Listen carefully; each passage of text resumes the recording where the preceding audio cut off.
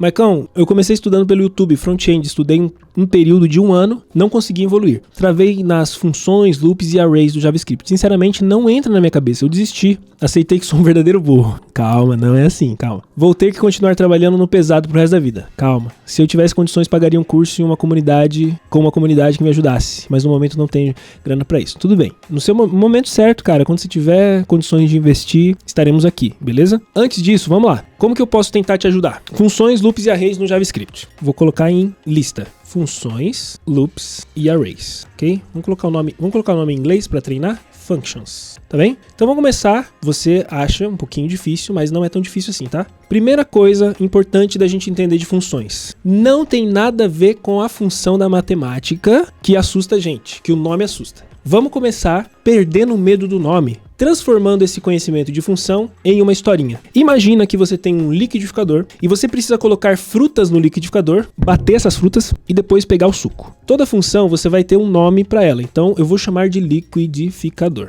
Tudo bem? Toda função tem um nomezinho. Primeiro passo. A função, então, ela vai ser esse lugar onde ela vai receber aqui. Pode ser uma fruta A, uma fruta B. Sabe por quê? Eu não sei. Hoje eu quero fazer uma banana com maçã. Amanhã eu quero fazer uma banana com abacate. Tá bom? Liquidificador. Pode ser também o nome fazer suco, como o Léo falou ali. Mas vai pegando a ideia. O que eu bater no liquidificador, eu vou jogar para fora. Eu vou ter que colocar em algum lugar a fruta A misturada com a fruta B, tá bem? Agora vamos lá. Hoje eu quero um suco de banana com maçã. Só que eu não posso colocar dessa forma, né? Aqui eu não tenho os tipos certinho, não importa. Eu vou colocar aqui em strings. Amanhã eu vou querer o suco, vou até tirar o hoje aqui, suco amanhã, suco hoje. Amanhã eu quero um suco de cenoura com laranja. Eu tô precisando ficar bem de saúde. O que a função tá fazendo aqui pra gente, amigo? Ela tá fazendo uma opção para eu reutilizar o código que existe aqui dentro dessas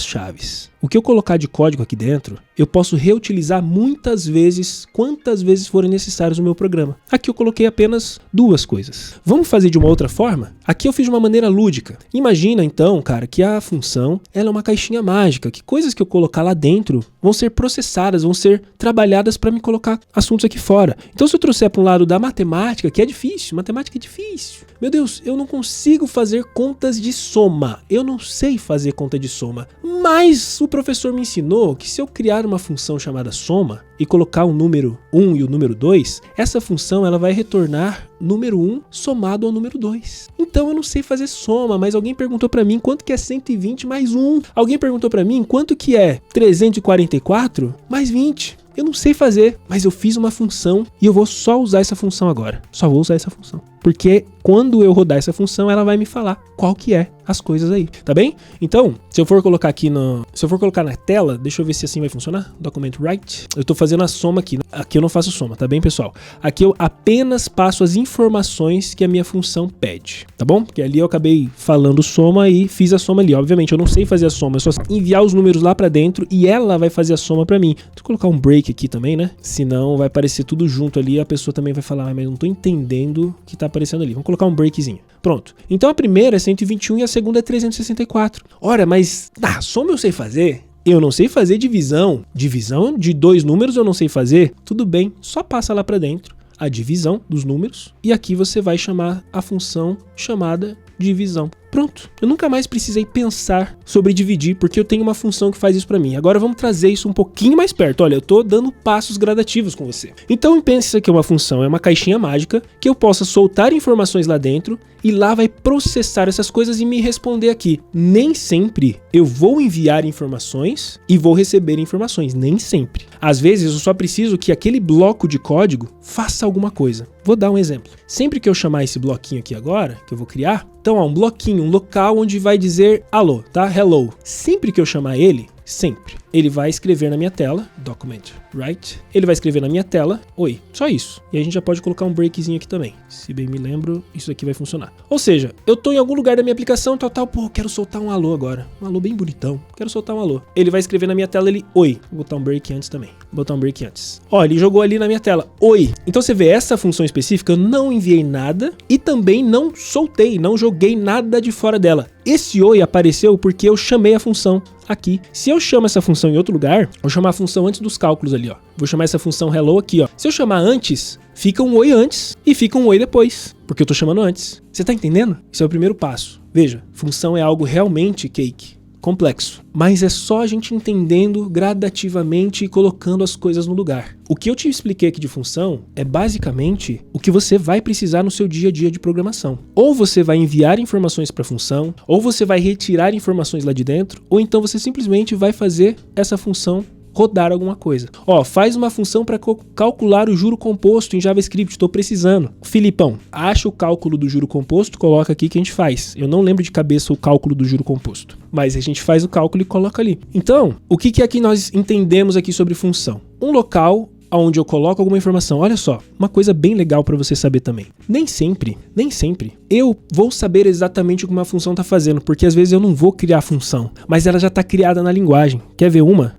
A função alert, ela já está criada na linguagem. Quando eu chamar ela vai criar essa caixinha aqui para mim. Se eu passar informação para ela, a caixinha vai aparecer com uma informação. Só que eu não sei, cara, o que foi feito lá dentro. E eu não preciso saber. Eu sei que a linguagem me permite usar essa função, abre essa caixinha e eu posso colocar uma informação ali. É o suficiente. Eu não preciso necessariamente saber como está sendo feito. E aqui eu quero trazer para você outra ideia. É como o motor de um carro. Para pessoas que pilotam o carro e para pessoas que acabam sendo o cara que vai montar o motor. Então existem pessoas que montaram a linguagem JavaScript e entendem ali o que tá acontecendo. Nós somos os pilotos. E tem diferença do cara que é um piloto de corrida, que ele vai entender um pouco mais de motor, do cara que simplesmente vai pilotar um Uber, que ele só precisa bater na chave e funcionar. Tudo bem? Então, a gente vai chegando no momento onde nós vamos criar no nosso programa, no nosso aplicativo, muitas funções. Só que as pessoas que vão usar depois não necessariamente precisam saber exatamente o que está acontecendo lá dentro. Então você vai entrar em empresas que você não vai saber, mas quem criou essa função, o que é que ela está fazendo? Às vezes é tão complexo as coisas que tem ali dentro, que você não precisa saber exatamente linha a linha, você precisa saber o que ela está fazendo naquela aplicação. E aí você vai precisar chamar ela aqui, ali e assim vai. Até aqui, beleza? Então, vou marcar aqui a função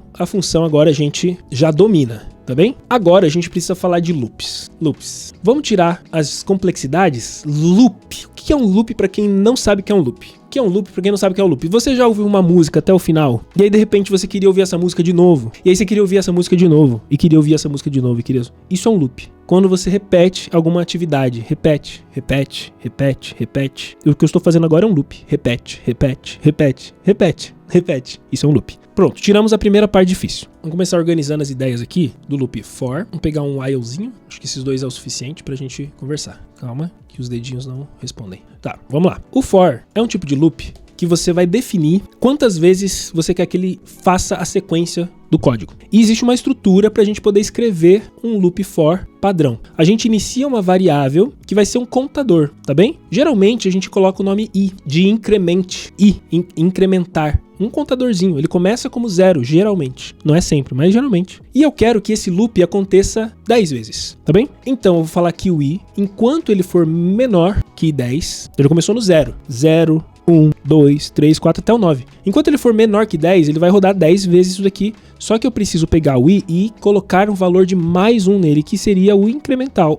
E aqui eu acabei de travar meu programa. Loops. A gente começa de novo do 0, tá bem? É raro, mas acontece com frequência. Então, eu inicializo um i, é um contador, é um incrementador, eu preciso dele porque ele é uma variável que vai controlar para mim quantas vezes eu quero que esse loop aconteça. Enquanto o i for menor que 10, eu preciso que esse i, ele seja colocado mais um e mais um. Esse mais aqui, eu poderia imaginar que é como se fosse isso, ó. I mais um, tá bem? Mais. E aqui eu quero que ele escreva na minha tela, eu quero que ele escreva assim, oi, eu quero que ele fale pra mim qual que é o contador que tá tendo no momento. Vou fazer assim, dessa forma. Eu quero que ele fale um oi, eu quero que ele fale qual que é o contador do momento, qual que é o número do momento, e eu quero um breakzinho aí, antes e depois, só pra gente ter uma quebrazinha de linha pra cada um deles. Então eu quero que ele faça isso 10 vezes, tá bem? Deixa eu ver que eu errei aqui, porque ele não tá escrevendo aqui na tela. Sim, live reload. Então eu tenho que salvar aqui. Como de S. Aí ele roda. Pô, acho que o breakzinho ficou... Deixa eu fazer um pouquinho menos. Tá ali, ó. O que aconteceu então? Ele ficou repetindo esse código pra mim 10 vezes. Mas, Mike, eu não tô vendo 10, eu vi até o 9. Claro, a gente inicializou nossa variável como 0. Só que se eu contar quantas vezes isso foi repetido, 10 vezes. Vamos contar? 1, 2, 3, 4, 5, 6, 7, 8, 9, 10. Isso aqui é um pouquinho de lógica. Se eu quero começar com 1, então eu quero que ele seja menor igual a 10. Porque daí eu quero que ele termine no 10. Um pouquinho de lógica. Então, 1, 2, 3, 4, 5, 6, 7, 8, 9, 10. Esse é um loop que geralmente a gente usa quando a gente sabe quantas vezes a gente quer que ele rode. Eu só preciso que primeiro você veja se você entendeu que eu tenho como executar uma sequência durante um determinado número de vezes. Se você entendeu isso, tá perfeito. Então olha só, se você não notou ainda, mas eu acho que você notou, isso aqui é um objeto JavaScript. Sempre que tiver um pontinho na frente, o que tem antes do pontinho é um objeto. E sempre que tem um pontinho e o cara é um objeto, o objeto pode ter propriedades e funcionalidades. Talvez você não tenha percebido, mas esse write aqui é uma função da linguagem. É uma função que está atrelada a esse objeto aqui. Então significa que a gente está colocando uma função dentro de um loop e a gente pode fazer isso. Então às vezes eu vou precisar de uma sequência que fique usando, muito bem, função nativa do JavaScript, muito bem.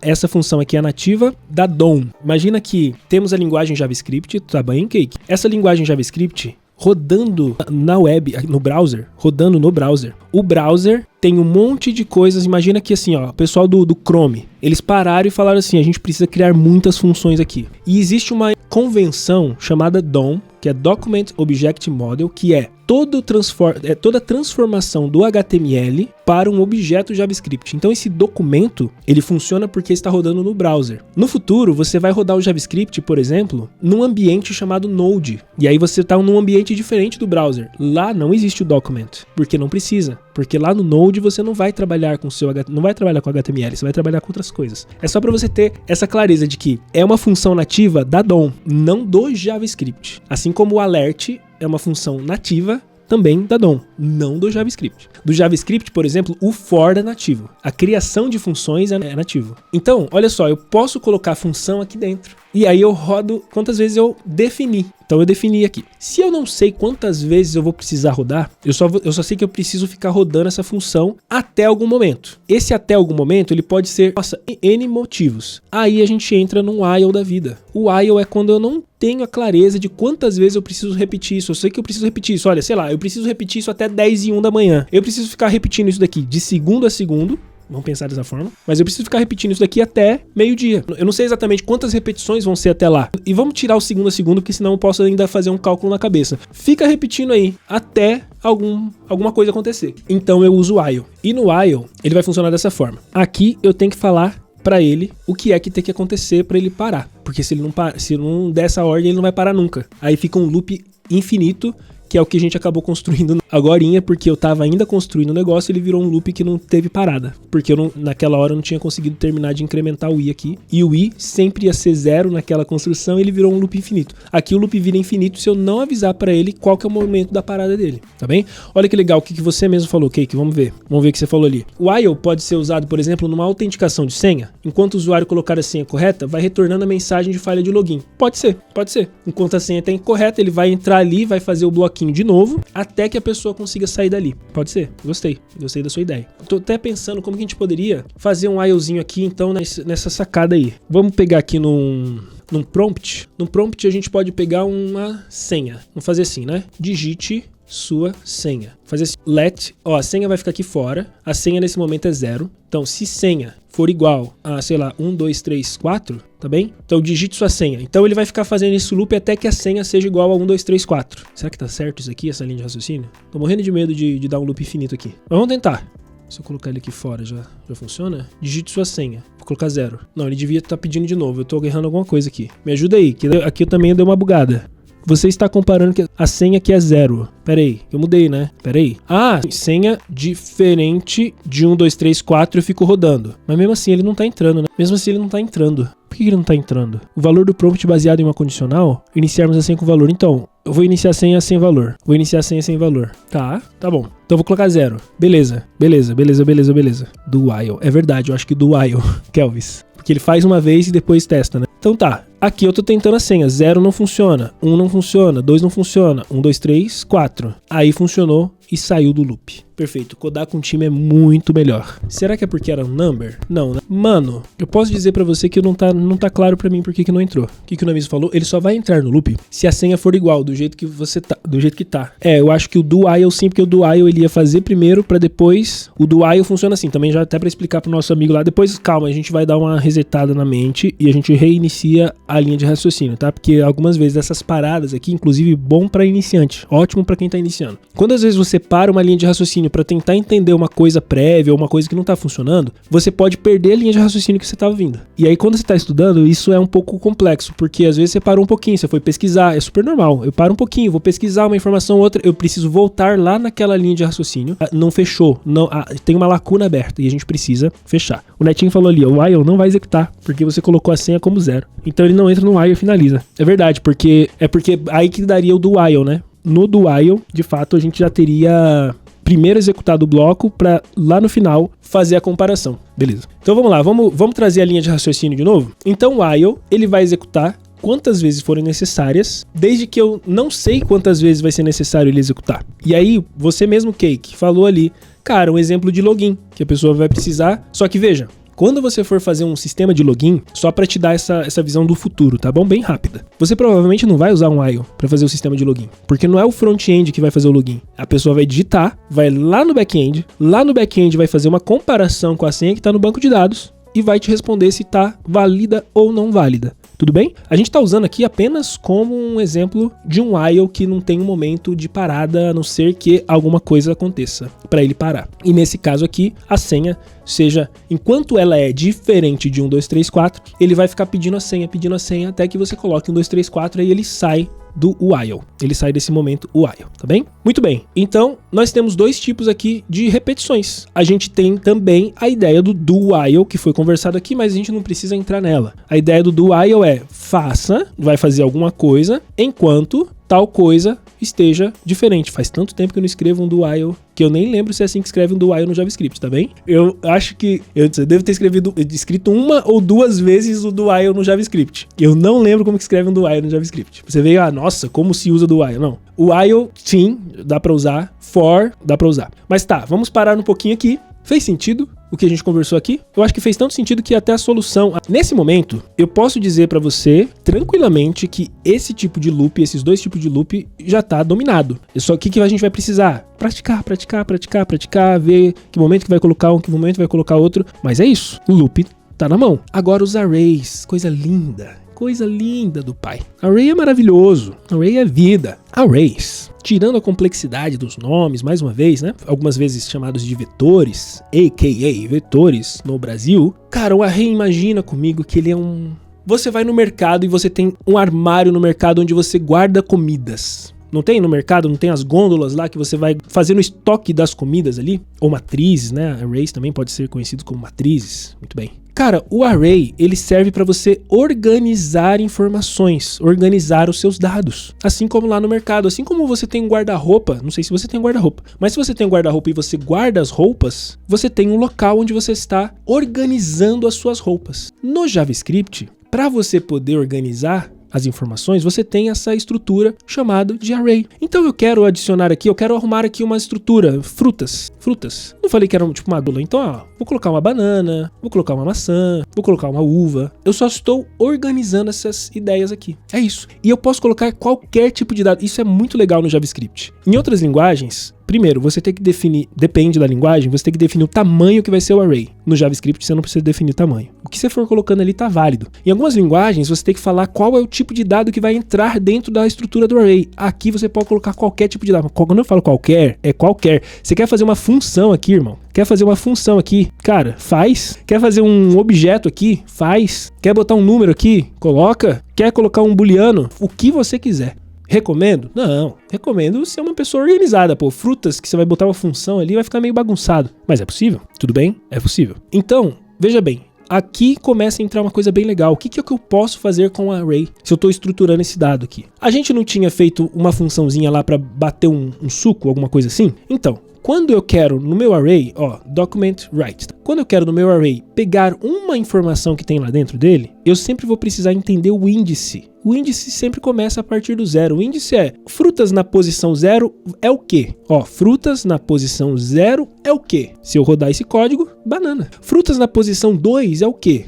Uva. Então eu consigo pegar um elemento do array se eu quiser. Ou, não quero pegar um elemento, eu quero mostrar um a um dos elementos que tem ali dentro. A gente pode voltar lá naquele for tradicional, porque olha, se eu tenho um array e ele está estruturando muitos dados, significa que é um ótimo candidato para a gente usar em sequência, em repetições. E se eu quero mostrar um por um do que tem lá dentro, eu posso usar aquele for tradicional que a gente fez, e eu vou iniciar ele como 0, enquanto o i for menor que o frutas. E olha, o array, ele traz aqui no JavaScript a possibilidade da gente saber quantos elementos tem lá dentro. Total de elementos, não os nomes, mas o total. É através do length. Ele mostra, ele fala, cara, tem 3. Se eu jogasse esse length na tela, ele vai falar 3. Então, enquanto o i for menor que 3, porque só tem 3 elementos nesse elemento, eu vou pegar o i e eu vou incrementar. Ó, vamos juntar as ideias. E aqui dentro eu vou rodar outra função, o document_write. Olha, estamos juntando tudo. E aqui eu quero pegar o frutas na posição i, porque o i vai começar no 0, depois vai para